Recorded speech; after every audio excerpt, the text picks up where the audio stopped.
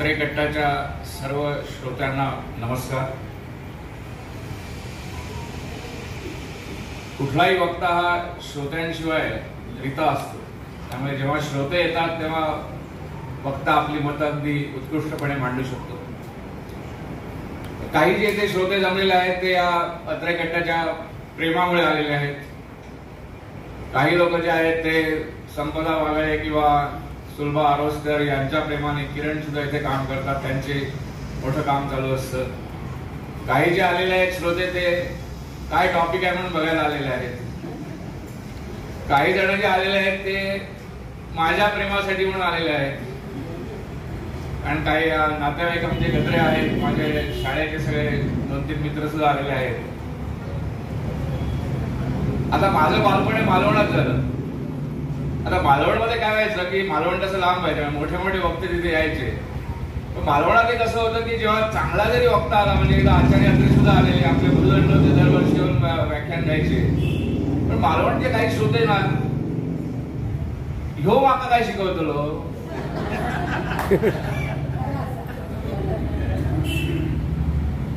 त्यामुळे आमच्या असे प्रकारचे काही श्रोते असतात. माझ्या टोपीवाल्याच्या ग्रुपमध्ये सुद्धा जेव्हा मी निधी संकलन करायचं ठरवलं त्यावेळेला काही मंडळ म्हणाले माका शाळेत काय दिलंय. मग म्हटलं तू शाळेत काय घेतलं. तर अशा प्रकारे या श्रोत्यांचा प्रवास मालवण पासून सुरू होत होत आता त्यांनी सांगितल्याप्रमाणे PCBला 97 मिळवून, आणि मला मॅथमॅटिक्सला 2 मार्क जास्त होते, त्यामुळे पहिल्यांदा मी कॉम्प्युटर इंजिनिअरिंगची ऍडमिशन घेतली आणि ती सोडून 15 दिवसानंतर मी KM ला ऍडमिशन घेतली. आणि KM हॉस्पिटल म्हटल्यानंतर त्याला एकच उपाधी आहे ती म्हणजे न झोपणारं हॉस्पिटल. रात्री 8 वाजता आम्ही कॅज्युअल्टीला बसलो की आपल्याला वाटायचं की रात्री 2-3 वाजेपर्यंत पेशंट येतील, परंतु 2 वाजायचे, 2:30 वाजायचे, 3 वाजायचे, 5 वाजायचे, 6 वाजायचे, 7 वाजायचे आणि 7:30 पर्यंत पेशंट चालत असायचे अपघात विभागामध्ये, आणि 8 वाजता नॉर्मल OPD सुरू व्हायची. त्यामुळे 24 तास जे हॉस्पिटलमध्ये कंटिन्युअस पेशंट येत राहतात, त्यामुळे ते न झोपी जाणारं हॉस्पिटल. आणि तिथे टाइमपास करण्यासाठी KM मध्ये कट्टा होता. त्या कट्ट्याचं स्वरूप वेगळं होतं, त्यामुळे तो कट्टा वेगळा आणि हा कट्टा वेगळा. आणि त्याच्यानंतर जेव्हा ICU मध्ये काम करायला लागलो, KM हॉस्पिटल असेल, सेंट एलिझाबेथ हॉस्पिटल असेल, आशा मार्ग हॉस्पिटल असेल, तर याच्यामध्ये ICU मध्ये काम करण्यासाठी 2च संज्ञा आहेत. ते म्हणजे मी अचाट आणि अफाट या स्वरूपाचं काम केलं. तर रात्री एखादा हार्ट अटॅकचा पेशंट यायचा, तो बरा होईपर्यंत 2 तासानंतर आणखीन एक हार्ट अटॅकचा पेशंट यायचा, तिसरा यायचा. अशा रात्री 3-3, 4-4 हार्ट अटॅक करत करत रात्री 8 पासून सकाळी 8 पर्यंत काम चालत असत. एकदा पावसाळ्यामध्ये रात्री 8 वाजता ड्युटीला आलो सॅटर्डेला, आणि एवढा पाऊस पडला की मला रिलीव्ह करायला कोणी माणूसच येईना.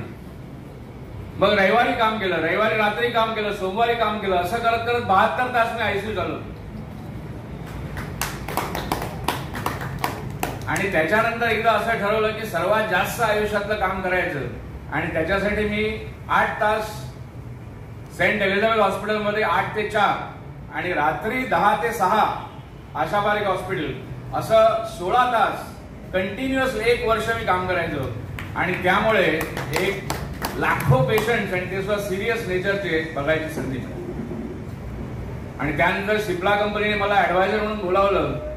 त्यावेळेला सुद्धा कंपनी जॉईन करताना मला वाटलं की त्या कंपनीमध्ये काय काम असेल, मेडिकल कन्सल्टंट म्हणून मी कंपनी घ्यायचो, 5 दिवस ड्युटी करायचो आणि सॅटर्डे संडे ICU करायचो. आणि अशा प्रकारे सुद्धा काम सुरू ठेवलं. आणि त्यावेळेला एक गोष्ट लक्षात आली, एखादा पेशंट हा 90 वर्षाचा असेल, त्याला हार्ट फेल्युअर झालंय, अशाच प्रकारचा दुसरा पेशंट एक 70 वर्षाचा हार्ट फेल्युअरचा असायचा. 90 वर्षाचा पेशंट अतिशय व्यवस्थित ठीक होऊन परत घरी जायचा, आणि एखादा 70 वर्षाचा दगा व्हायचा. आणि त्यावेळेला एक गोष्ट कळली, ती म्हणजे आय ट्रीट ही हिल्स. त्यामुळे खरंच इथे ईश्वराच्या साक्षीने आपलं जीवन का जगत आहे, त्यामुळे त्याच्या समोर आणि प्रार्थना झाल्यामुळे फार चांगलं झालं.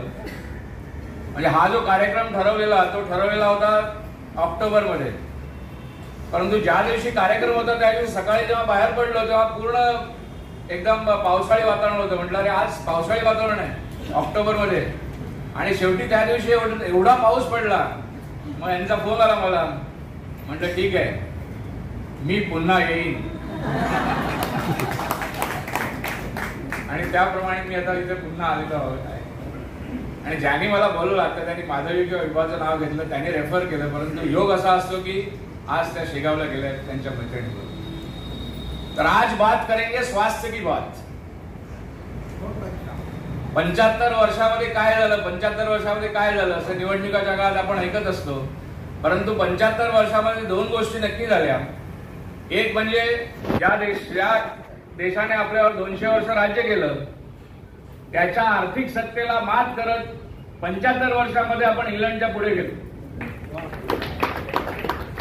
आणि सर्वात दुसरी गोष्ट जी झाली ती म्हणजे 1950 साली आपलं जे आयुर्मान होतं ते फक्त 35 वर्ष होतं. आणि सध्या आपलं आयुर्मान हे ओव्हरऑल भारताचं 70 वर्ष आहे, म्हणजे दुप्पट झालं. आणि आपल्याला असंख्य 80, 90, 100 वर्षाची लोक दिसतात.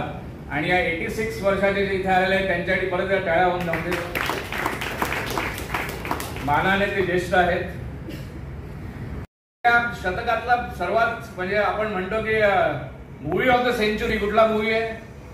Movie of the century Hindi movie गेल्या शतकातला सर्वात श्रेष्ठ मानला गेलेला आहे. मूवी ऑफ द सेंचुरी कुठला असेल? शोले. आता शोलेची काही पात्र बघा. जया बच्चन काय वय असेल?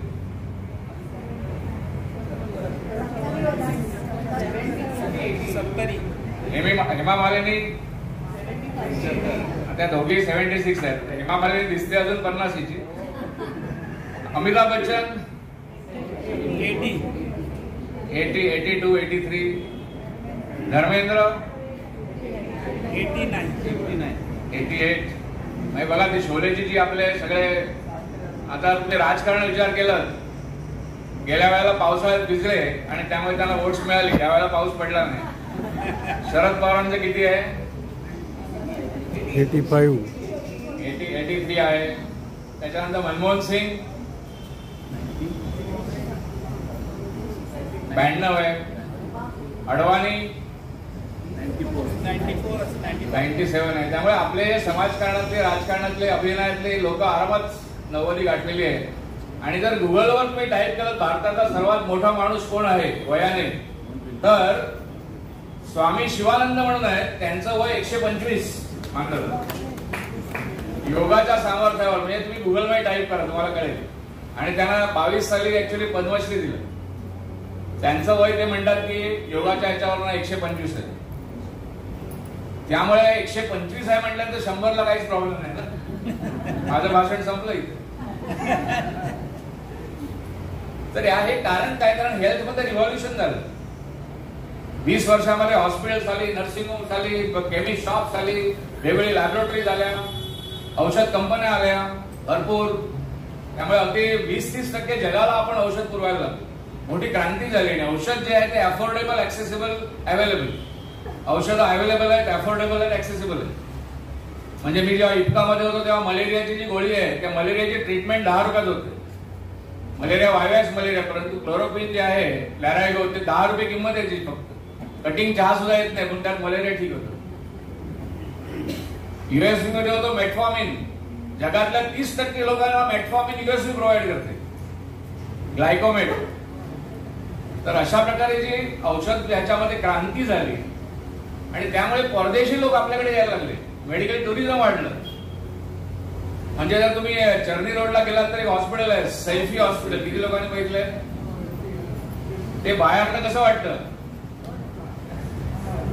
ते बाहेरनं राजवाडा वाटतं. बरोबर आहे, त्यांनी बरोबर सांगितलं. राजवाडा म्हणजे 5 स्टार हॉटेल वाटतं. ते ऍक्च्युली हॉस्पिटल आहे. बऱ्याच लोकांना माहिती नसेल, मुंबईला त्यांना कळणार नाही. आणि त्या सैफी हॉस्पिटलमध्ये मी जेव्हा 90s मध्ये एलिझाबेथला होतो तेव्हापासून 90% हे फॉरेनर्सच येतात. त्यांच्याकडे पेशंटच फॉरेनर्स येतात. त्यामुळे मेडिकल टुरिझम वाढले. तर अशा प्रकारे स्वास्थ्य हे ची परिभाषा वाढत चालली. वर्ल्ड हेल्थ ऑर्गनायझेशन म्हणतं what is health? Health is a state of physical, mental and social wellbeing, not the absence of disease. कारण माणूस फिजिकली फिट असेल, मेंटली फिट असेल, सोशली फिट असेल तर तो फिट आहे. आणि ही संकल्पना आता पुढे वाढत चालली. आणि आता कोविड जगात आपल्याला आणखीन एक कळलं ते म्हणजे अन्न वस्त्र निवारा 3 बेसिक गरजा झाल्या. लहानपणीची गाळांतर भरायचो आपण, परंतु आरोग्य ही चौथी गरज आहे. मोबाईल चौथी असेल, एक वेळा आरोग्य नसेल तर मोबाईल कसा वापरणार? त्यामुळे आरोग्यदायी शतक हा जो कॉन्सेप्ट आहे तो असाच मी जेव्हा एखाद्या वेळी व्याख्यानाला गेलेलो तर माझ्या आधी एक स्पीकर होते डॉक्टर मोहन, त्याने डायबेटीसवर बोलत होते. ते त्यांचा टॉपिक त्यांनी असा प्रेझेंट केला, 100 वर्षाचे 100 रुग्ण, त्यांना 50 वर्ष डायबेटीस आणि ते 20 वर्ष इन्सुलिन घेत आहेत, असा डेटा त्यांनी प्रेझेंट केला. त्याच्यानंतर माझं स्पीच होतं. मग मी त्यानंतर माझा विषय वेगळा होता, परंतु ती जेव्हा मी एक 20 मिनिटाचं प्रेझेंटेशन बनवून बघितलं तेव्हा म्हटलं की 100 वर्ष जगणं आरामात पॉसिबल आहे, कारण जर एवढे डायबिटीसचे माणसं राहू शकतील. आणि आता हा कॉन्सेप्ट बदलायला लागला.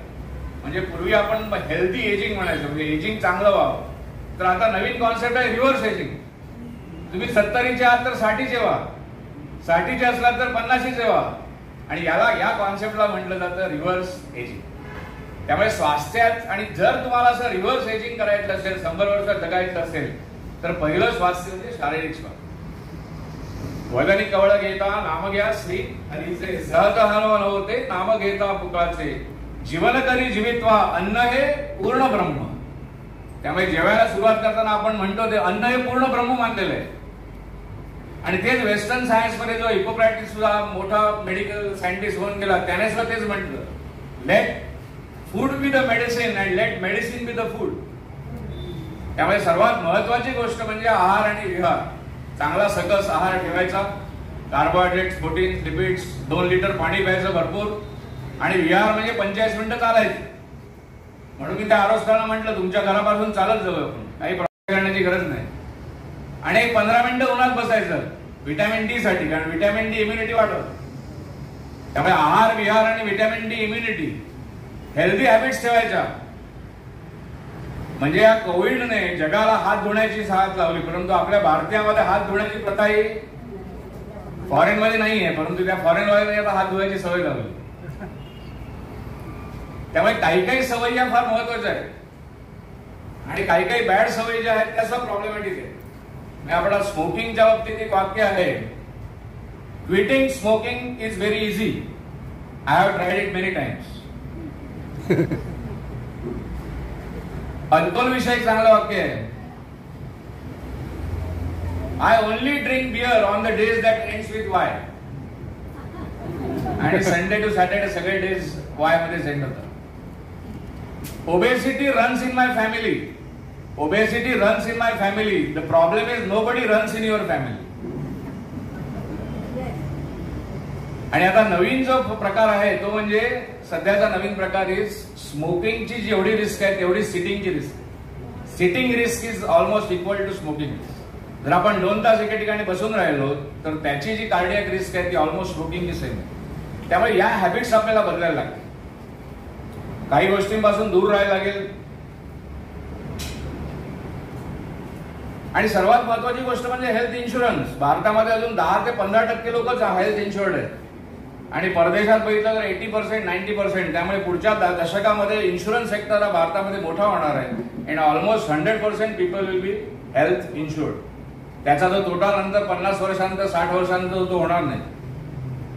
आजार होणार 50 ते 100च्या काळामध्ये आजार होणार, कारण भारतामध्ये 20 कोटी लोकांना ब्लड प्रेशर आहे, 6 कोटी लोकांना डायबिटीस आहे, 10 कोटी लोकांना कोलेस्ट्रॉल आहे, 5 कोटी लोकांना हार्ट इलनेस आहे. अशा प्रकारचे इलनेस कोणाला होणार, तरी सुद्धा आपण औषधाच्या सहाय्याने आरामात 100 पर्यंत जगू शकतो. आणि त्याच्यासाठी बॉडी सर्व्हिसिंगला भर द्यायचं. आपण कार सर्व्हिसिंगसाठी 10,000 रुपये खर्च करतो, स्कूटर सर्व्हिसिंगसाठी 5,000 रुपये खर्च करतो वर्षाचे, परंतु बॉडी सर्व्हिसिंगसाठी आपण काचत. मग ती ब्लड टेस्ट 40 रुपयाची असेल, ग्लुकोज ती करायला जात नाही, आणि विचारतो त्यात काय डॉक्टरचे काय कटिंग आहेत का. तर स्वतःच्या बॉडी सर्व्हिसिंगसाठी 1,000 रुपये 2,000 रुपये खर्च केले पाहिजे. चाचण्या मध्ये मध्ये करत राहिलं पाहिजे, डॉक्टरला भेटलं पाहिजे, कारण की त्यातले तज्ञ आहेत या अर्थाने. आणि सर्वात महत्वाचं म्हणजे औषधं तर घ्यायचीच, पण सायमल्टेनियसली आजार प्रिव्हेंट कसा करायचा ते सुद्धा important. Prevention is better than cure. आता मध्ये माझ्याकडे एक फॅमिली आलेली, घरात 3 जण आहेत, तिघांचे कोलेस्ट्रॉल वाढलेलं. बायकोचं 290, नवऱ्याचं 270 आणि मुलगी आहे 27 वर्षाची, तिचं सुद्धा 240 निघालं. म्हटलं पहिला प्रश्न विचारला, किती तेल घरामध्ये वापरता महिन्याला? महिन्याला 4 लिटर तेल. ते सफोलावाले रीच झाले त्याच्यामध्ये. म्हटलं पहिलं एक करायचं की 2 लिटर तेल करायचं, रात्रीचा जो डिनर आहे ते ऑइल फ्री करायचं, ऑइल फ्री डिनर आणि 2 लिटर तेल. पुढच्या 3 महिन्यानंतर परत कोलेस्ट्रॉल रिपीट करायचं. आणि तिघांची जी कोलेस्ट्रॉल आहे ती नंतर खाली आली. फक्त एकाला ट्रीटमेंट चालू करायचं. त्यामुळे prevention is better than cure. आणि तुम्ही खरोखर जर बघितलं तर prevention is the cure now in the future. त्यामुळे पहिलं जे स्वास्थ्याचं अंग आहे ते म्हणजे शारीरिक स्वास्थ्य. त्यामुळे मी ठणठणीत आहे असं खणखणीत म्हणता आलं पाहिजे. आणि माझ्या 3 महिन्यानंतर पुस्तक येईल, त्या पुस्तकाचं नाव हेच असणार, आरोग्यावरचं. आता शारीरिक स्वास्थ्यानंतर दुसरं जे आहे ते म्हणजे मानसिक स्वास्थ्य. मन उधाण वाऱ्याचे, गुज पावसाचे, का होते बेभान कसे गहिवरते, सावरते बावरते, ढळते अडखळते का पडते, कधी आशेच्या हिंदोळ्यावर मन हे वेडे झुलते, ऋण झुणते गुण झुणते, कधी गुंतते हरवते, कधी गहिऱ्या डोळ्यांच्या डोहात पार पडते, मन तरंग होऊन पाण्यावरती फिरते, अन क्षणात फिरणी आबाळाला मिळते. त्यामुळे मन ही अशी गोष्ट आहे, तुम्ही आता इथे बसलाय 15 मिनिटं, ऑलरेडी मन 10 ठिकाणी फिरून आलेलं. त्यामुळे वक्त्याला श्रोत्यांना खेळून ठेवणं फार इम्पॉर्टंट असतं. आता हे झालं आधुनिक मन. आणि एक मोठं मनाचं तत्वज्ञान मनाच्या श्लोकामध्ये लिहून ठेवलेलं आहे. मना सज्जना भक्ती पंथेची जावे, तरी श्रीहरी पावी जेतो स्वभावे. 30चं मन वेगळं, 30चं वेगळं, 50चं वेगळं, 60चं वेगळं, 70चं वेगळं. मनामध्ये बदल होत जातात. आणि सध्या जो सर्वात महत्वाचा जो भारतातला प्रॉब्लेम आहे तो म्हणजे 15% लोकांना काही ना काहीतरी मानसिक त्रास आहे. आता 140 कोटीमध्ये 15 कोटीचे 15% जर म्हटलं तर ऑलमोस्ट 25 कोटी लोक होते. आणि हा प्रॉब्लेम कोविडच्या नंतर थोडा वाढलेला आहे. कोणाला काही कामाचा प्रॉब्लेम आहे, पैशाचा प्रॉब्लेम आहे, काही लोकांना आजार आहेत, काही लोकांना रिलेशनशिपमध्ये प्रॉब्लेम्स आहेत. म्हणजे कोविडच्या काळामध्ये वकिलांची प्रॅक्टिस बंद पडलेली, परंतु त्यांचा जो वाढला तो डायव्होर्स रेट एवढा वाढला की त्यांचे स्वरूप बदललं कामाचं. आणि या रिलेशनशिपचा स्ट्रगल वाढत चाललेला आहे दिवसेंदिवस. त्यामुळे काय होतं की माणूस हा भूतकाळातली त्याला एक काही गोष्टी निगेटिव्ह असतात, त्या त्याच्या मनात असतात, वर्तमान काळातले ताण असतात, आणि पुढच्याची भीती असते, भविष्याची भीती असते. आणि याच्यामध्ये माणूस कुठे ना काही चिंता आहे, असहायता आहे, धाक आहे, ताण तणाव आहे, असं सगळं चालत असतं. आणि मनाचा शरीरावर परिणाम होतो. कारण सर्वात खाली मन आहे, सर्वात खाली शरीर आहे, त्याच्यावर मन आहे, त्याच्यावर बुद्धी आणि आत्मा. आणि त्यामुळे मनाचा परिणाम लगेच शरीरावर होतो. अंग दुखायला लागतं, भूक लागत नाही, काही करावं असं वाटत नाही.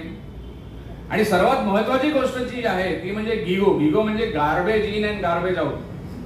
आज वेगवेगळ्या ज्या न्यूजपेपर्स आहेत, बातम्या आहेत, व्हॉट्सअॅप्स आहेत, बऱ्याच निगेटिव्ह बातम्या चालू असतात कंटिन्युअस बेसिस. म्हणजे वर्तमानपत्राचं पहिलं पेज तुम्ही उघडा, त्यातल्या 10 बातम्यातल्या 6 निगेटिव्हच असतात. आणि टीव्हीवर चालणाऱ्या न्यूज ज्या आहेत त्या ब्रेकिंग न्यूज या वाईटच असतात. काय कुठली चांगली ब्रेकिंग न्यूज दिसत नाही. यामुळे मनावर हळूहळू परिणाम व्हायला. त्यामुळे जिथे जिथे मी व्हॉट्सअॅपचा ऍडमिन आहे, ज्या 3-4 गटावर, तिथे आम्ही स्ट्रिक्ट रूल ठेवलाय. राजकारण नाही, धर्म नाही, जात नाही, जे काय ठेवायचं ते पॉझिटिव्ह ठेवायचं, आपली मतं मांडायची पॉझिटिव्हरिटी. त्याला म्हणतात garbage in and garbage out. ओढवून घेतलेली दुःख. तुम्ही जेवढं गार्बेज आत टाकाल तेवढं गार्बेज बाहेर जाणार. त्यामुळे मन करारे प्रसन्न सर्व सिद्धीचे कारण. मनाला सबल करणं हे सर्वात महत्वाची गोष्ट आहे. आणि त्याच्यासाठी मनाचं ऑडिट करता आलं पाहिजे. आपण फायनान्शियल ऑडिट करतो, क्वालिटीचं ऑडिट करतो, परंतु मनाचं ऑडिट करत नाही. एखादा आपल्याला राग आला किंवा ताण आला, तो कशामुळे आला, त्याची तीव्रता किती आहे, त्याचा माझ्यावर परिणाम किती होतो, इतरावर परिणाम किती होतो, त्यातनं मी बाहेर कधी होतो, कशा गोष्टीने बाहेर होतो, या सगळ्याचा अभ्यास केला पाहिजे. त्याला मनाचं ऑडिट म्हटलं जातं. आणि मग मन सबल करण्यासाठी वेगवेगळे उपाय. सर्वात बेस्ट उपाय म्हणजे झोप. 6 ते 7 तास झोप मिळाली की एकदा माणूस झोपला की तो जग विसरतो, स्वतःच्या दुनियेत असतो. त्यामुळे झोप ही सर्वात महत्वाची गोष्ट. माझी आई म्हणायची की बरं झालं देवाने झोप निर्माण केली, नाहीतर मला एकदा जेवण आणि 2 चहा करायला लागले असते. दुसरी महत्वाची गोष्ट म्हणजे रिॲक्शन आणि रिस्पॉन्स. एखाद्या गोष्टीला तुम्ही रिॲक्ट करता की रिस्पॉन्स करता. त्यामुळे असं एक चांगलं वाक्य आहे की life is 10% what happens to you. Life is 10% what happens to you, 90% how you react to it. त्यामुळे एखादी गोष्ट जेव्हा घटना घडते, एखादा म्हणाला आहे यू आर इडियट, लगेच आपण फोल्ड करायला घेतो. जेव्हा तुम्ही फोल्ड करायला घेता तेव्हा तुम्ही इडियट होता. जोपर्यंत तुम्ही रिॲक्शन दिली नसते तुम्ही इडियट नसता, कारण तुम्हाला माहित आहे यू आर नॉट इडियट. तिसरी गोष्ट म्हणजे छंद जोपायचे. ईश्वराने वरून येताना प्रत्येकाला 4-4 कला देऊन पाठवल्या, तशा सगळ्या मिळून 64 कला आहेत. कुठली ना कुठली कला असेल, संगीत असेल, म्युझिक असेल, गाणं असेल, पाककला असेल, काही खेळण्याची असेल, विनोद असेल, काही प्रत्येकाकडे काही ना काहीतरी कला आहे. तर या कलेमध्ये 30 मिनिटं 40 मिनिटं स्वतःला गुंतवून ठेवणं. जेव्हा कलेत आपण गुंतलेला असतो, फॉर एक्झाम्पल एक चित्रकार असेल, तो चित्र काढत असतो, त्याला जगाचं काय माहिती नसतं, तो चित्रामध्ये गुंतलेला असतो, त्याचं मन एकदम शांत असतं. एखादा स्पोर्ट खेळायचा, म्हणजे आता धावायची गरज नाही, परंतु कॅरम असेल, चेस असेल, छोटे छोटे जे घर बसल्या एखादा गेम खेळता येतो. आणि प्रत्येकाने आपल्या आयुष्यामध्ये एक स्ट्रेस बस्टर, जेव्हा जेव्हा तणाव येतो तेव्हा कसा तणाव कमी करायचा, त्याला स्ट्रेस बस्टर म्हटलं. लहानपणी काय व्हायचं की जेव्हा जेव्हा परीक्षेचं टेन्शन आलं, कुठे ह्याचं टेन्शन आलं, तर मला क्रिकेटची फार आवड होती. आणि त्यावेळेला 83चा वर्ल्ड कप आपण जिंकलेला आणि कपिल देव आपला फॅन होता. तर मग मी ती कॉमेंट्री बोलायचो. Kapil Dev is coming over the wicket of beautiful out swinger of Kapil Dev and Javed Miyan is coming, असं करून 10 मिनिटं कॉमेंट्री. माझ्या मुलीच्या बाबतीत ती नीट एक्झाम देत होती, त्यामुळे मध्ये नीट एक्झाम ही मोठी प्रिपरेशन आहे आणि तिलाही थोडंफार मध्ये टेन्शन यायचं. तर तिला अरिजित सिंगचे सॉंग्स ऐकायचे. चला मार्क्स कमी मिळाले, ठीक आहे, बस तू 2-3 गाणी एक अरिजित सिंगचे आणि परत अभ्यासाला. आता एक पेशंट आला डॉक्टरकडे आणि म्हणाला, डॉक्टर मला विसरभोळेपणाचा आजार झालाय. ओके, असं कर, माझी फी आधी दे, नाही तर ती विसरशील. हा भाग झाला विनोदाचा. त्यामुळे सर्वात महत्वाची पुढची गोष्ट आहे ते विनोद. आणि दर 6 महिन्याला विनोद बदलत असतो. आता गेले 6 महिने लाडक्या बहिणीचे विनोद चालू आहे आणि आता रिसेंटली 8 दिवसामध्ये त्या लाडक्या बहिणीचे उखाणे निघालेले. त्यामुळे काही लोकांनी वाचले असतील ते वाचा, माहिती आपल्याला जो टाइमपास होतो लाडक्या बहिणीचे उखाणे. अशाच ट्रेन मध्ये एक डेंटिस्ट 2 जण जात होते. एक बाई एका पुरुषाकडे कायम बघत होती आणि तो पुरुष हसत होता. ती बाई म्हणाली की तुला हसल्यानंतर मला फार बरं वाटतंय, तुला मला बोलवायचंय. तो माणूसही खुश झाला. तुम्हाला कुठे राहता तुम्ही? नाही मी डेंटिस्ट आहे. आणखीन एक जो एव्हरग्रीन जोक जो आहे, जो फिरत असतो, तो म्हणजे पुरुषाला अप्सरा नावाची पेन्सिलच मिळते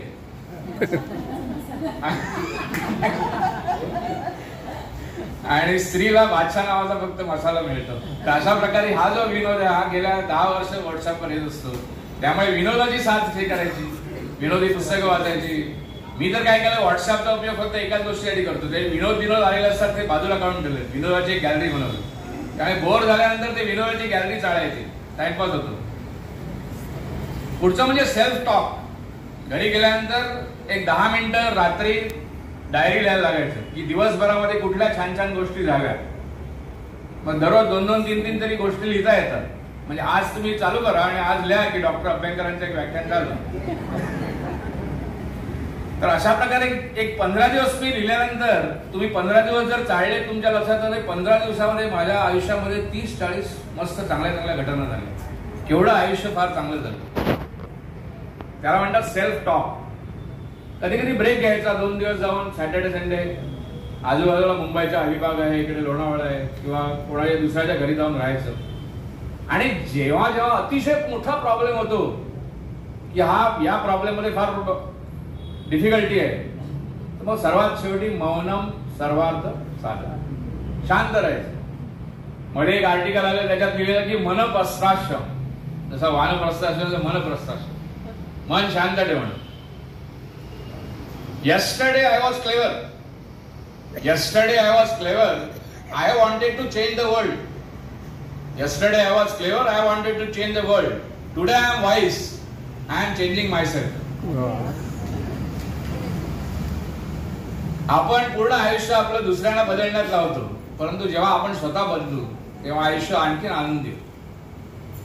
बाकी अगदी तुम्हाला रेकीचा साथ घ्यायचा असेल, मनशक्ती करायचं असेल, माइंड जिम आहे, मनशक्तीमध्ये माइंड जिम आहे, ध्यान धारणा करता येईल, देवावर थोडं श्रद्धा ठेवायची, या सगळ्या गोष्टी करता येईल. आणि गरज लागली तर मानस तज्ञाचा सपोर्ट घ्यायचा, काही प्रॉब्लेम नाही. म्हणजे अर्जुनाला शेवटी मानस तज्ञ लागला. भगवद्गीता आज गीता जयंती आहे, तर पहिला जो चॅप्टर आहे भगवद्गीतेचा अर्जुन विषाद योग, याचा अर्थ मेडिकल सायन्स मध्ये अर्जुना इन अ पॅनिक अटॅक. त्या युद्धभूमीवर गेल्यानंतर सगळे लोक बघितले, याला कसं मारणार मी, म्हणून त्याला घाम फुटला. आणि ते घाम फुटल्यानंतर त्याच्या हातातलं गांडीव धनुष्य पडलं आणि ठरवलं की मला काही करता येणार नाही. जसं स्टेजवर लहानपणी उभं राहिल्यानंतर आपल्याला घाम यायचा आणि आठवायचे नाही, त्या पद्धतीने त्याचं झालं. त्याला ते म्हणतात अर्जुनाने पॅनिक अटॅक. आणि मग त्यावेळेला लकीली सायकोलॉजिस्ट अवेलेबल होता कृष्ण, तो तिकडे आला. आणि मग पुढची जी भगवद्गीता आहे ती as a psychologist, as a God, त्या सगळ्या रोल त्याने पार पाडले. त्यामुळे महत्वाची गोष्ट आहे. आणि मोटिवेशनल बुक्स वाचायचे. तिथं इमोजिल नावाचे बुक आहे, मराठी आणि इंग्लिश. मी आणि आरती भर्स आपली ठाण्याची, ती सुद्धा सायकोलॉजिस्ट आहे, आम्ही लिहिलंय. कोविडच्या काळामध्ये लोकांना प्रॉब्लेम कसे आले आणि ते वर कसे आले. Break, make and awake. People have broken down, they made themselves and they are going towards awakening. तर या इमोजिल मधलं वाक्य आहे, आयुष्य एक निरंतर प्रवास. आयुष्य एक निरंतर प्रवास. आशा, अपेक्षा, भावना आणि भास. एक दिवस सूर्योदय आपलाच असेल, मनात ठेवावा नेहमी विश्वास. आता तिसरं जे स्वास्थ्य आहे, स्वास्थ्याचा जो तिसरा पैलू आहे तो म्हणजे बौद्धिक स्वास्थ्य, इंटेलेक्च्युअल फिटनेस. आता प्राणी मात्रामध्ये आणि मनुष्यामध्ये सर्वात महत्वाचा जो घटक आहे तो म्हणजे मेंदू. कराग्रे वसते लक्ष्मी, करमध्ये सरस्वती, करमूले तू गोविंदा, प्रभाते करदर्शनम. सकाळी जेव्हा आपण कराग्रे म्हणतो त्यात मध्ये सरस्वती येते. आणि ती सरस्वती बुद्धीची देवता आहे, कारण मनुष्याला बुद्धी दिलेली आहे. त्यामुळे तुम्ही वयाच्या 70ला असाल, 90ला असाल, 30ला असाल, 20ला असाल, बुद्धीला खुराक हा लागणारच, वेगळी दिलेली आहे. त्यामुळे कंटिन्युअस बेसिस बुद्धीला खुराक देणं हे आपलं काम आहे. आणि त्याच्यासाठी सर्वात अतिशय उत्कृष्ट गोष्ट म्हणजे बुद्धीला खुराक देण्यासाठी म्हणून मी काय करतो, सकाळी सकाळी जेव्हा न्यूजपेपर येतो, आपल्याकडे 10 मिनिटं असतात चहा पिईपर्यंत. मग ते पहिल्या न्यूज तर माहिती असतात, बऱ्याचशा निगेटिव्ह असतात, थोडीफार मागे क्रिकेटची बघतो आणि शब्दकोडो आणि सुडोकू. 10-15 मिनिटांमध्ये शब्दकोडो आणि सुडोकू सोडवायचं, तेवढा चहा संपतो. आणि मग मुलगी सांगते की आज होतंय की नाही बघू तुझं, आणि समजा 2-3 शब्द राहिले, बघ तुला आज डिफिकल्ट केलंय. आणि वाचनाची साथ, वेगवेगळ्या प्रकारचं वाचन करायचं. वाचनाने ज्ञान मिळतं, नवीन नवीन कल्पना येतात.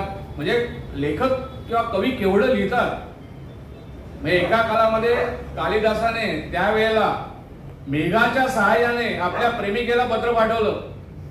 काय संकल्पना होती, सगळ्या लोकांनी त्याला वेड्यात काढलं. अरे तू लेटर लिहून पाठव, पक्षाबरोबर पाठव, परंतु मेघाच्या सहाय्याने तू पाठवतोस. आणि आज जर आपल्या मोबाईलवर जे SMS येतात, व्हॉट्सअप येतात, मेसेज येतात, ते कुठून येतात,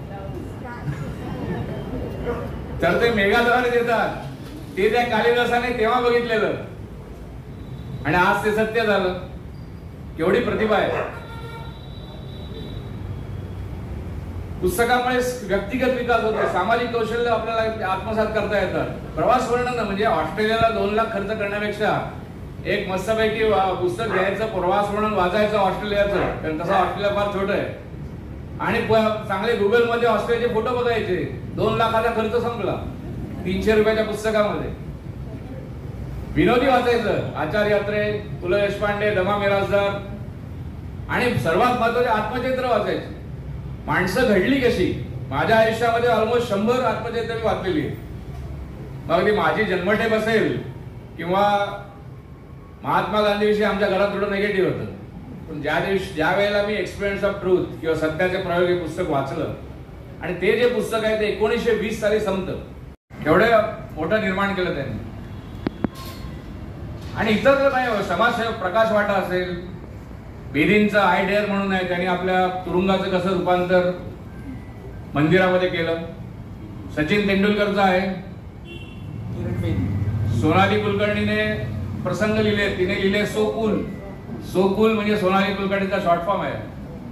आणि आमच्या डॉक्टर रवी बापट त्यांचं वॉर्ड नंबर 5. अशा प्रकारचे असंख्य प्रकारची पुस्तकं आहेत. एक पुस्तक आपल्या जीवनाला कलांटी देऊ शकतो. आता असं पुस्तक वाचायचं, आता ऑडिओ बुक सुद्धा अवेलेबल आहेत.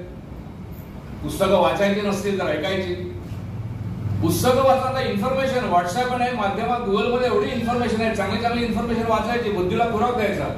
Information is very very important because एवढी इन्फॉर्मेशन आहे, त्याच्यातनं ज्ञान मिळवायचं. Information has to change to knowledge and knowledge has to be change to wisdom. त्यातनं शहाणपण मिळवण्याचा प्रयत्न करायचा.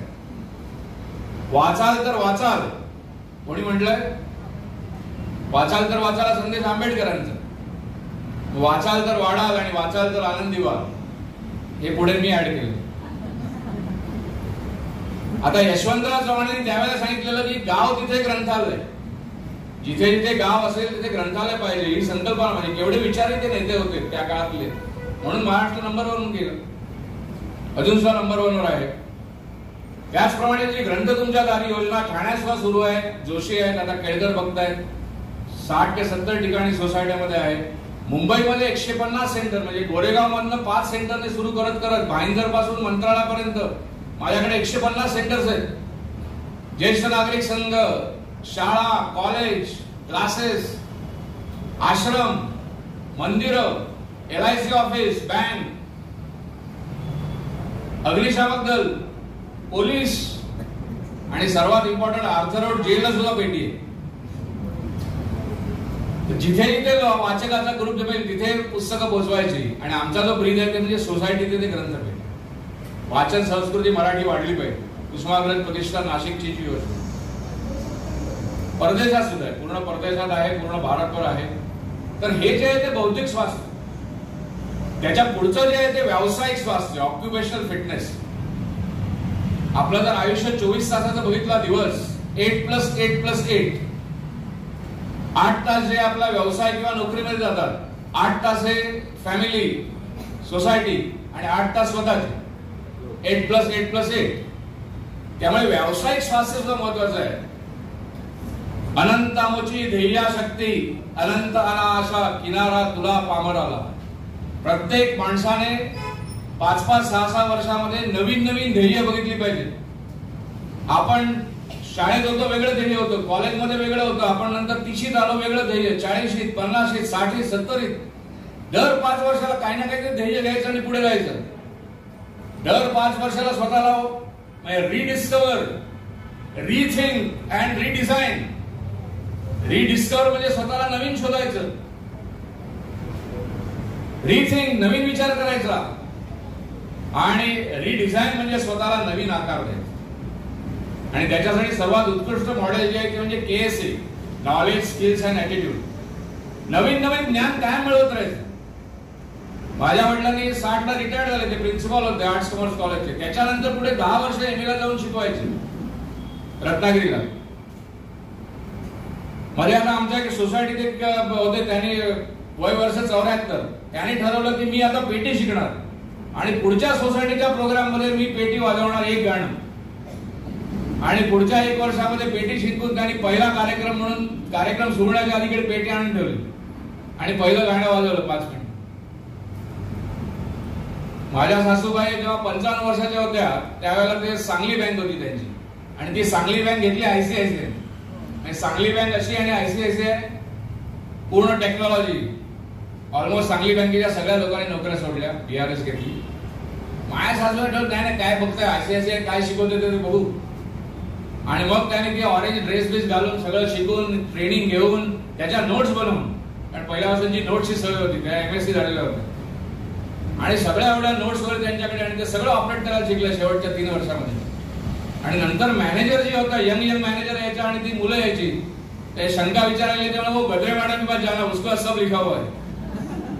आणि मग त्या बरोबर इकडे जाऊन हा कंट्रोल अल्ट हे दाबल्यावर या 3 स्टेप मध्ये तिकडे जाणार. नवीन ज्ञान मिळवायचं कंटिन्युअस, नवीन स्किल्स बिल्डअप करायची वयाच्या कुठल्याही वर्षाला. तर माझं स्वतःचं जर एक्झाम्पल दिलं तर मी मेडिकल डिग्री घेतली. मग जेव्हा मी हॉस्पिटलमध्ये काम करायला लागलो तिथे मी हॉस्पिटल ऍडमिनिस्ट्रेशन डिग्री घेतली. मग त्या सेंट एलिझा हॉस्पिटलने मला 1 महिन्यासाठी ऍडमिन्स बनवले. जेव्हा ती नन गेलेली रजेवर, ती म्हणाली डॉक्टर महेश आप ऍडमिन बन जाओ 1 महिने. त्याच्यानंतर जेव्हा इंडस्ट्री जॉईन केली तेव्हा क्लिनिकल रिसर्च घेतलं. नंतर वेलिंगकर मधनं MBA केलं मार्केटिंग.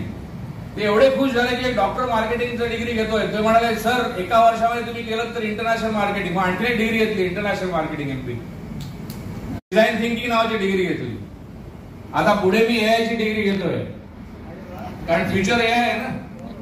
त्यामुळे पुढच्या 20 वर्षामध्ये AI शिकलं पाहिजे, त्यामुळे AI ची डिग्री घेतली. तर असं करता करता 50 शोध निबंध केले, 1700 व्याख्यानं केली. त्यामुळे 10 लोकांच्या डॉक्टरांसमोर पासून 1000 डॉक्टरांसमोर असं करता करता एका इंदिरा गांधी नॅशनल स्टेडियमवर गेलो. माझं व्याख्यान होतं आणि समोर 10,000 लोक बसले.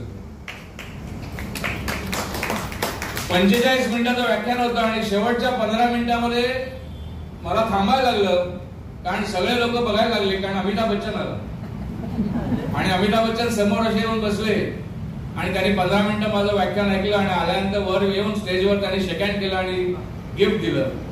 तो माझा फोटो फेसबुकवर व्हायरल आहे. तर या अमिताभची गोष्ट काय आहे, याचं कारण काय आहे की वयाच्या 57व्या वर्षी त्यांनी नवीन स्वप्न बघितलं.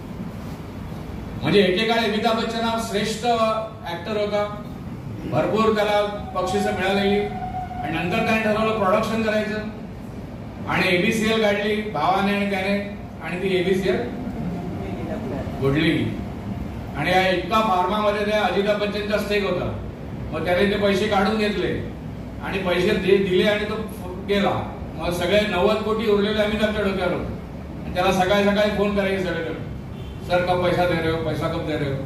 आणि त्याने ठरवलं की मदत कोणाची घ्यायची नाही. वयाच्या 57व्या वर्षी नवीन स्वप्न बघितलं. कुठलं स्वप्न? KBC, कौन बनेगा करोडपती. आणि आता ते 13 सीझन, वयाच्या 82-83 पर्यंत नवीन स्वप्न, परत पैसा, परत सगळी घालवलेली जी प्रॉब्लेम आलेले सगळे 90 कोटी संपवून त्याने एक नवीन साम्राज्य. अशीच एक दुसरी गोष्ट आहे. C. राधाकृष्ण राव, त्याने वयाच्या 60 वर्षी ते रिटायर्ड झाले भारतातून. त्याच्यानंतर ते फॉरेनला गेले. फॉरेनला गेल्यानंतर मुलाकडे गेले. मग त्यांनी तिथे एक युनिव्हर्सिटी जॉईन केली. तिथे ते लेक्चरर प्रोफेसर झाले. सन्मान दिला, विज्ञान याचा सन्मान दिला. भारताने त्यांना पद्मभूषण पद्मविभूषण दिलेलं. आणि वयाच्या 102 वर्षी त्यांनी नोबेल प्राइज मिळवलं. त्यामुळे 60 वर्षाला नवीन करिअर सुरू करून 102 ला नोबेल प्राइज घेणं. आणि आज जर तुम्ही गुगलमध्ये गेलात PhD कुठल्या एजला, तर तुम्हाला असंख्य लोक 27 वर्षी PhD, 90 वर्षी PhD, अशा प्रकारे ही व्यावसायिक स्वास्थ्याची नवीन नवीन उदाहरणं तुम्हाला बघायला मिळतात.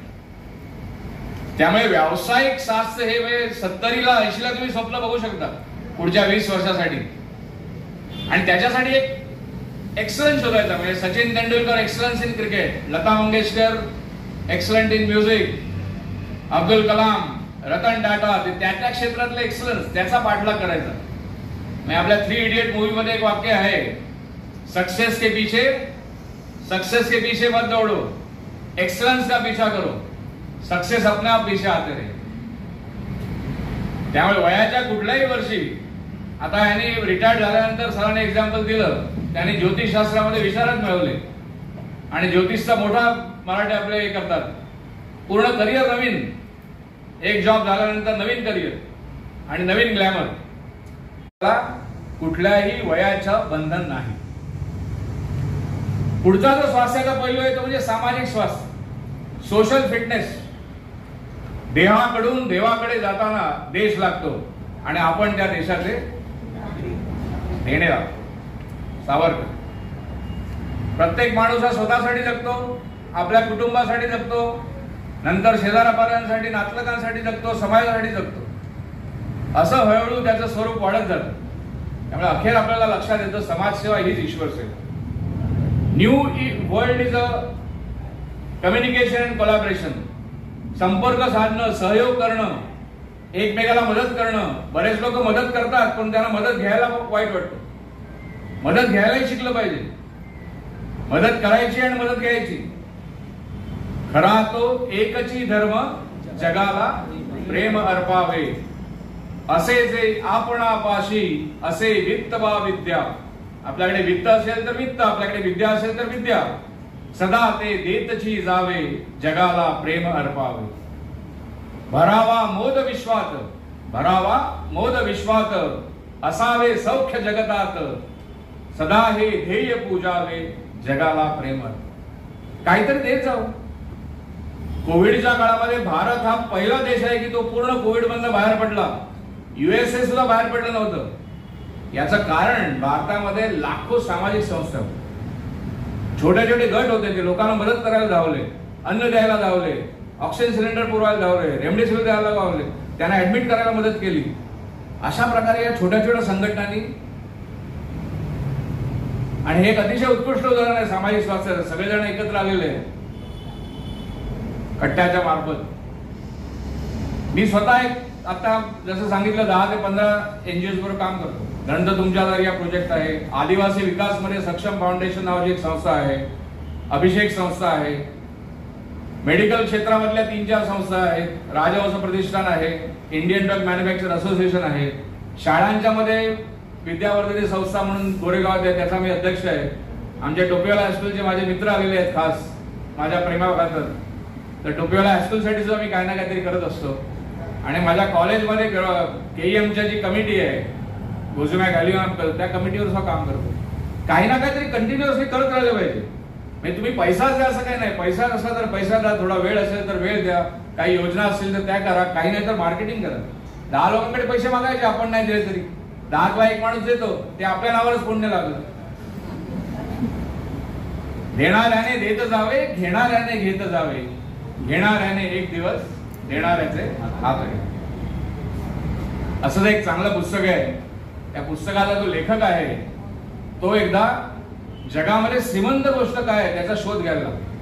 सर्वात श्रीमंत गोष्ट काय आहे त्याच्यासाठी काही इंडस्ट्रीज लोकांच्या घरी घरी जातो, त्यांना भेटतो. पॉलिटिशियनच्या घरी जातो, त्यांना भेटतो. वेगवेगळ्या श्रीमंत लोकांना भेटतो. काही विद्यावान लोक असतात त्यांना भेटतो. असं करत करत श्रीमंतीचा शोध त्याला शेवटपर्यंत लागत नाही. 6 महिने, 1 वर्ष, 2 वर्ष होतात. आणि म्हणतो काय कुठे सापडत नाहीये काय श्रीमंतीचं हे जे आहे. तेवढ्यात त्याला एक फकीर भेटतो. तू फकीर म्हणतो कसला शोध करतोय. तो म्हणाला असं श्रीमंती शोधतोय याच्यामध्ये. तो म्हणाला इथून असं तिकडे चालत जा, 2 किलोमीटरवर श्रीमंती. तो म्हणाला 1 वर्ष 2 वर्ष फिरतोय, 2 किलोमीटरवर श्रीमंती आली. त्याला फार आनंद होतो आणि चालत चालत पुढे जातो. आणि पुढे गेल्यानंतर तो रस्ता संपतो आणि बघतो तर सगळी थडगी असतात. त्याला कळत नाही इथे रस्ता संपला, पुढे काय नाही, थडगी आहे. तिथे बसतो आणि विचार करायला लागतो फकीराला सांगायचं काय. तेव्हा त्याला लक्षात येतं इथे जे पुरलेले सगळे लोक आहेत ते सगळे लोक श्रीमंत होते. एकाच्या डोक्यामध्ये विद्या होती, एकाकडे 5 कोटी पैसे होते, एकाकडे एक मोठी कला होती. परंतु ते गेल्यानंतर ते सगळं फुकट गेलं. आणि त्याच्यावरनं त्या माणसाने पुस्तक लिहिलं. त्या पुस्तकाचं नाव आहे डाय एम्प्टी. डाय एम्प्टी. मृत्यूपूर्वी पूर्ण हलकं होऊन जा. If you have an idea, perform it. If you have money, donate it. If you have knowledge, give it. If you have goal, achieve it. And if you love, express. Die empty. आपल्याकडे जे काय असेल, कारण जेव्हा माणूस मरतो आणि त्यावेळेला जेवढे पैसे खात्यावर असतात ते पैसे त्याला लागणारे नसतात. मरताना जर 10 कोटी असतील तर 10 कोटी तुला नको होते ना. आणि त्या 10 कोटीचं काय होईल तुम्हाला काय माहिती. पुढे काय होणार माहिती नाही. पण आपण ते कमवण्यामध्ये पूर्ण आयुष्य घालवलं, आनंद घालवला. आणि या सामाजिक ह्याच्यामध्ये सुद्धा जर एक्सलन्स शोधायचा असेल तर मी अशा बऱ्याच स्टोऱ्या वाचत असतो. तर मला एक स्टोरी सापडली ती म्हणजे प्रमुख स्वामी महाराज. बॅप्स संस्था म्हणजे अक्षरधाम. इथे लोकांनी अक्षरधाम बघितलंय, दिल्ली, अहमदाबाद. तर जे अक्षरधाम जे टेम्पल आहे तर त्याचे ते हेड होते 40 वर्ष. तर त्यांनी त्या 40 वर्षामध्ये काय काय करावं, 18,000 विलेजेस अक्रॉस 60 कंट्रीज त्याने व्हिजिट केले. 7.5 लाख लोकांच्या घरात गेले ते भेटायला. त्यांनी अक्षरशः 7.5 लाख पत्र लिहिली. पत्र 7.5 लाख पत्र 40 वर्षात हा जर रेशो काढला तर डेली 70 लेटर लिहायचे ते. आणि त्यावेळेला ईमेल नव्हतं. हे आलेलं लेटर वाचायचं, ते वाचायचं आणि त्याला आन्सर द्यायचं. असं 70 लेटर्स. 1200 आपल्या अंडर संत निर्माण केले, म्हणजे ऑलमोस्ट दरवर्षी 30. आणि सर्वात महत्वाची गोष्ट आहे, 40 वर्षामध्ये त्यांनी 1300 इन्स्टिट्यूट्स 1300 ज्याच्यामध्ये schools, colleges, hostels, community centres, hospitals, संस्कार केंद्र, अक्षरधाम 1300 इन्स्टिट्यूट जगाला दिल्या. आणि याचा ऍव्हरेज म्हणजे 15 दिवसाला एक इन्स्टिट्यूट. आपल्याला फक्त ते 15 दिवसामध्ये आपल्याला ती जागा खरेदी करताना सुद्धा प्रॉब्लेम आहे. परंतु ओव्हरऑल सगळं पॅकेज जे होतं, जागा खरेदी करणं, तिथे पैसे जमा करणं, बांधणं, परवानग्या घेणं आणि ती संस्था सुरू करणं, याचा ऍव्हरेज काढलं तर 15 दिवसाला एक संस्था. याला म्हणतात सामाजिक स्वास्थ्य. त्यामुळे समाजसेवा जर करायची असेल तर अशी समाजसेवा करावी. आणि स्वास्थ्याचा शेवटचा जो अंग आहे तो म्हणजे आध्यात्मिक स्वास्थ्य, स्पिरिच्युअल फिटनेस. कल खेल में हम हो न हो, गर्दिश में तारे रहेंगे सदा. ये मेरा गीत जीवन संगीत कल भी कोई दोहराएगा. जग को हंसाने बहुरूपिया रूप बदल के आएगा. जीना यहाँ मरना यहाँ, इसके सिवा जाना. जीवन एक क्षणभंगुर आहे. क्षणभंगुर आहे जीवन. बारा तांब्यांची कविता. जन पळभर म्हणतील हाय हाय, मी जाता राहील कार्य काय. मेघ वर्षतील शेते पिकतील, गर्वाने या नद्या वाहतील. सगळे सोयरे डोळे पुसतील, सगळे सोयरे डोळे पुसतील, पुन्हा आपल्या कामी लागतील. अरे 12 तांबे आत्ता जिवंत असते तर त्यांनी काय म्हटलं असतं, स्टेटस वरती फोटो लावतील. स्टेटस वरती फोटो लावतील, फेसबुक वर पोस्ट टाकतील, एखादा मेसेज व्हायरल करतील, शोकासाठी उभे राहतील. सगळे सोयरे डोळे पुसतील, पुन्हा आपुल्या कामी लागतील. उठतील बसतील, हसून खिदळतील, मी जाता त्यांचे काय झाले. रामकृष्ण ही आले गेले, भगवान राम आले गेले, भगवान कृष्ण आले गेले, तया विना ते जग का अडले. कुणी सदोदित सूतक धरले, मग काय अटकले मज शिवाय. हे जीवनाचं सत्य आहे. आणि त्यामुळे शेवटी बारा तांबे म्हणतात, अशा जगास्तव काय पुढावे, मोही कुणाच्या का गुंतावे. हरिदूता का विमुख व्हावे, का जिरवू नये शांतीत का. त्यामुळे कधी ना कधी ते आध्यात्मिक स्वास्थ्य ते काय फक्त 60 किंवा 70चं नाही, वयाच्या 20 पासून आध्यात्मिक स्वास्थ्याचा अवलंब केला. If you can't go outside, go inside. त्यामुळे डेली आपण आध्यात्मिक वाचन करणं, मनन करणं, चिंतन करणं हे कंटिन्युअस झालं पाहिजे. ओम भूर्भुवस्वः तत्सवितुर्वरेण्यं भर्गो देवस्य धीमहि धियो यो न प्रचोदयात्. आता गायत्री मंत्रावर आम्ही सायन्स मध्ये रिसर्च, गायत्री मंत्रावर पेपर्स केले. एका ग्रुपला काहीच सांगितलं नाही. एका ग्रुपला ऍथलेटिक्स आणि प्लस सम मेडिटेशन, आणि एका ग्रुपला त्यांचं ऍथलेटिक्सचं काम चालू आणि गायत्री मंत्र चॅन्टिंग करायला लावलं.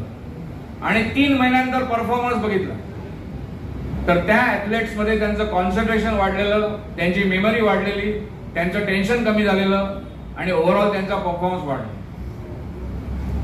मनू बाकरने आता जी पदकं घेतली तेव्हा तिने काय सांगितलं, मनू बाकरने काय सांगितलंय आठवतंय काय? हा बरोबर आहे, भगवद्गीता. तिने सांगितलं की भगवद्गीता वाचते आणि ते भगवद्गीता वाचल्यामुळे तुझे कॉन्सन्ट्रेशन आहे, फोकस आहे, ते फोकस तिला मिळते. आणि मग कुठलाही मार्ग निवडा, कारण आध्यात्मिक मार्ग बरेच आहेत. हरिवंशराय बच्चननी लिहिलेलं होतं, मदिरालय जाने को घर से चलता है पीने वाला, मदिरालय जाने को घर से चलता है पीने वाला, किस पथ से जाऊं असमंजस है भोला वाला। अलग अलग पथ बतलाए सब, पर मैं यह बतलाता हूं, राह पकड़ के तू एक चला चल, पा जाएगा मधुशाला। त्यांना ती मधुशाला वेगळी मधुशाला म्हणायची, ईश्वराची मधुशाला म्हणायची। त्यामुळे कर्मयोग आहे, भक्तियोग आहे, ज्ञानयोग आहे, राजयोग आहे, वेगवेगळ्या विचाराच्या प्रवृत्तीप्रमाणे वेगवेगळे योग आहेत। निष्काम कर्म करणारी कर्मयोग घेतील, ज्यांना ज्ञानाचा पगडा आहे ते ज्ञानयोग वापरतील, मेडिटेशन करून राजयोग घेतील आणि भक्ती करून भक्तियोग। आणि सध्या कलियुगामध्ये सर्वात बेस्ट मार्ग जो सांगितलाय तो म्हणजे भक्ती, नामस्मरण।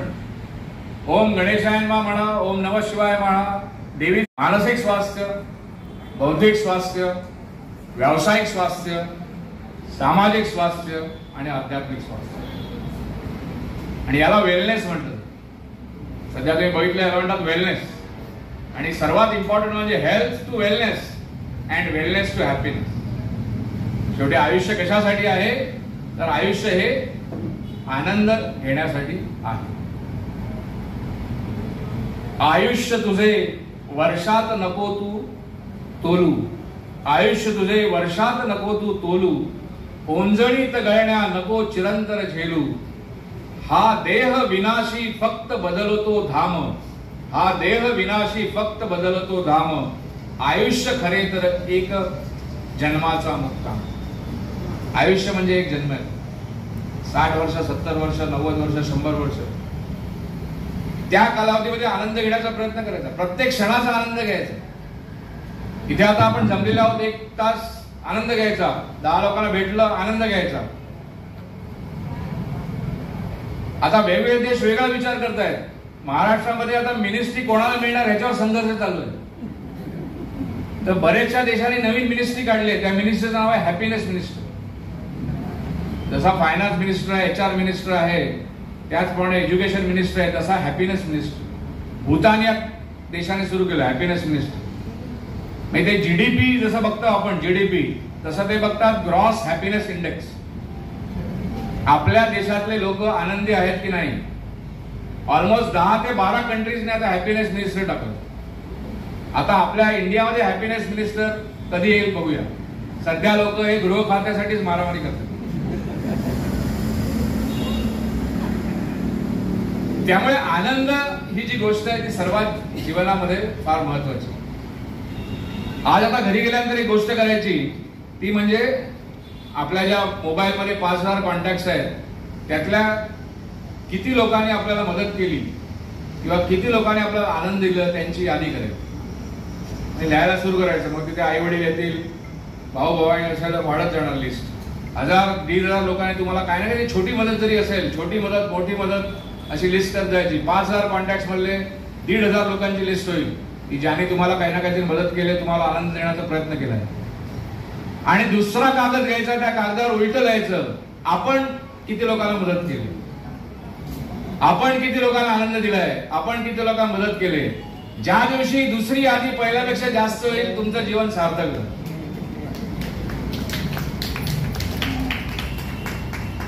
त्यामुळे जीवन हे आपले एका माणसासाठी होणारी भेट ही 1 तासासाठी असेल, 1 दिवसासाठी असेल, 1 वर्षासाठी असेल, 10 वर्षासाठी असेल, त्या कालावधीमध्ये आनंद घ्या। यथा काष्ठंच काष्ठंच समेयाताम महादधव समेत्यचे वेपेयाताम तद्वत भूत समागम। 2 ओंडक्यांची होते सागरात भेट, एक लाट तोडी दोघा पुन्हा नाही पाहिजे। Action changes into habit, habit builds a character and character determine destiny. त्यामुळे आनंदाचे विचार करायला लागा, आनंदी विचार करा। तुमची कामं सुद्धा आनंदमयी होतील, आपल्या सवयी आनंद देणाऱ्या होतील, आनंद घेणाऱ्या होतील, आणि मग एक असं व्यक्तिमत्व खुलेल की ते आनंददायी व्यक्तिमत्व, आरोग्यदायी आनंदमयी व्यक्तिमत्व घडवा। 100 वर्ष जगा आणि मुक्त व्हा। सर्वे सुखिनः सन्तु, सर्वे सन्तु निरामया, सर्वे भद्राणि पश्यन्तु, मा कश्चित् दुःखमाप्नुयात्। थँक्यू।